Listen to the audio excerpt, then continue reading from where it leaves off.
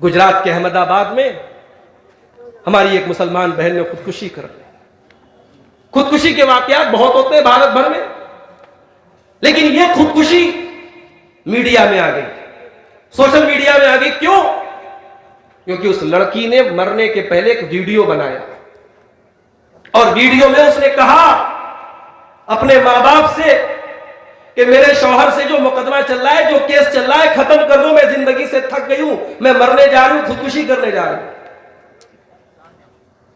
आयशा बानो नाम था उस लड़की का। अहमदाबाद में साबरमती नदी में उसने कूद करके जान दे दी।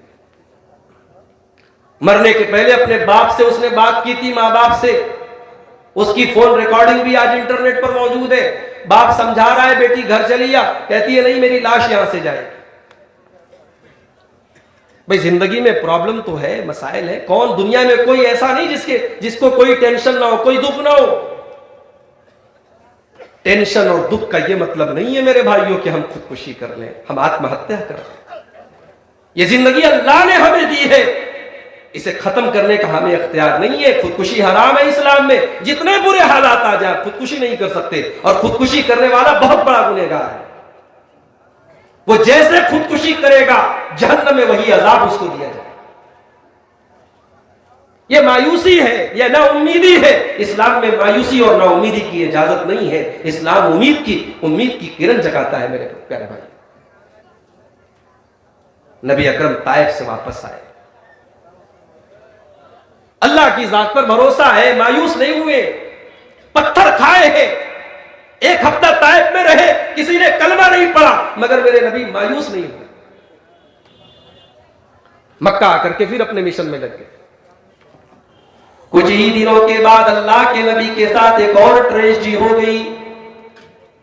आपकी वफादार बीवी, आपकी जानिसार बीवी हजरत खदीजा रज़ी अल्लाह तआला अन्हा, जो हर मौके पर आपका साथ दिया करती थी। जब दुनिया वाले मेरे नबी को सताया करते थे, मेरे नबी को शायर कहा करते थे, मेरे नबी को तकलीफें दिया करते थे, मेरे नबी जब नमाज पढ़ते थे आपके ऊपर ऊंटनी की ओझड़ी ला करके डाल दिया करते थे, मेरे नबी जब नमाज पढ़ते थे आपकी गर्दन में चादर डाल करके आपका गला दबाने की कोशिश किया करते थे।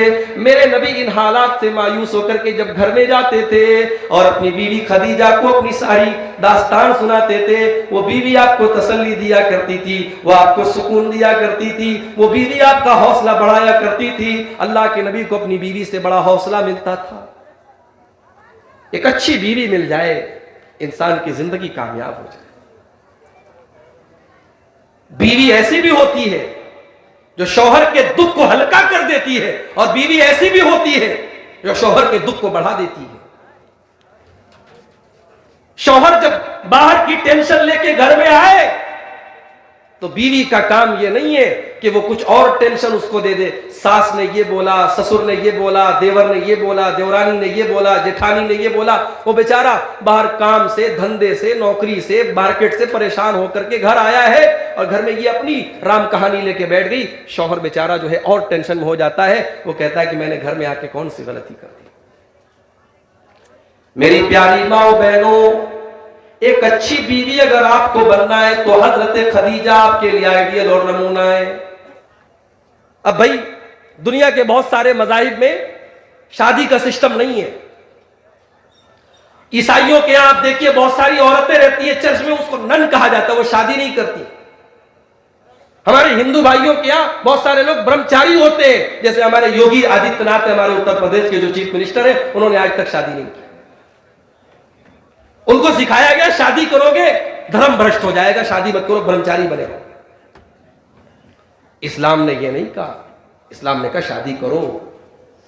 मेरे नबी ने शादी की, और कोई अगर ताकत के बावजूद शादी ना करे, इस्लाम ने इसको हराम करार दिया है। और नबी अकरम ने फरमाया फमन रग़िबा अन सुन्नती फलैसा मिन्नी, निकाह करना मेरी सुन्नत है और मेरी सुन्नत को जो छोड़ेगा उसका मुझसे कोई ताल्लुक नहीं। आज इस पर भी हमें और आपको गौर करने की जरूरत है। लड़का जवान हो गया, लड़की जवान हो गई, फितरत का तकाजा है, दोनों को शादी की जरूरत है। हमने शादी को मुश्किल बना दिया, हमने फितरत के तकाजे के खिलाफ काम किया, हमने जहेज की रस्म लगा दी, हमने लेन देन की रस्म लगा दी, शादी मुश्किल हो गई। हालात ये हो गए कि जहेज की वजह से आयशा बानो जैसी लड़कियां आत्महत्या करने लगी, खुदकुशी करने लगी।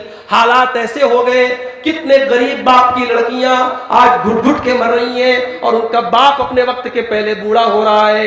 बाप को टेंशन है, मैं अपनी लड़की की शादी कैसे करूंगा।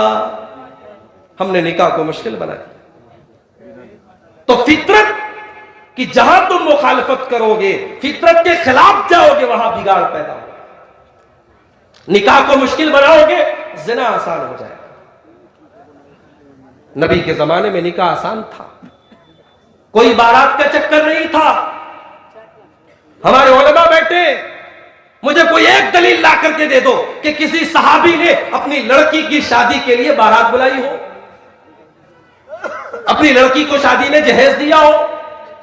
इस्लाम ने लड़की के बाप को हर बोझ से आजाद कर दिया है और हमने इतना बड़ा बोझ बना दिया है आज कि लड़की जब पैदा होती है, बाप के दिल में यह ख्याल आता है बहुत बड़ा बोझ बन करके आई है, अब इसकी शादी करने की इतनी भारी जिम्मेदारी मेरे कंधों पर आ गई।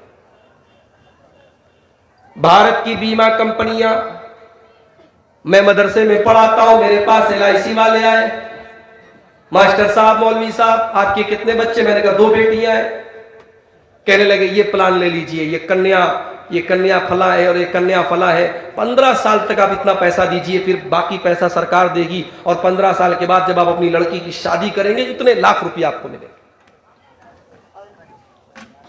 जरा गौर करो, हमने लड़की को क्या बना दिया मेरे भाई, हमने बोझ बना दिया लड़की को। हालात ये है कि जब हम अपनी जिंदगी के कारनामे गिनाते हैं, हमने ये किया, हमने मकान बनाया, हमने ये किया, हमने वो किया, हमने 3 लड़कियों की शादी।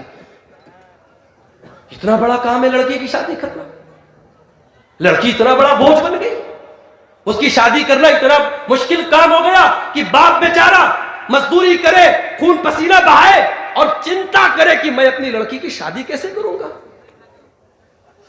यह फितरत के खिलाफ है मेरे भाई। अगर आयशा बानो की खुदकुशी के बाद भी हमने होश के नाखून नहीं लिए, हमने अपने समाज को जहेज से की लानत से पाक नहीं किया, इतने बड़े बड़े लाखों खर्च करके हम जलसे कराते हैं, करोड़ों रुपए का बजट हमारा मदरसों के लिए है, मस्जिदों के लिए है, ये सारे काम हम दीन के नाम पे करते हैं, हमें शर्म नहीं आती, हम जहेज लेते हैं। और लड़का जितना अच्छा रोजगार वाला हो, पढ़ा लिखा हो, उतने लंबे चौड़े पैसे की डिमांड होती है, इतने लाख कैश चाहिए, बाइक चाहिए, कार चाहिए, ये चाहिए, वो चाहिए।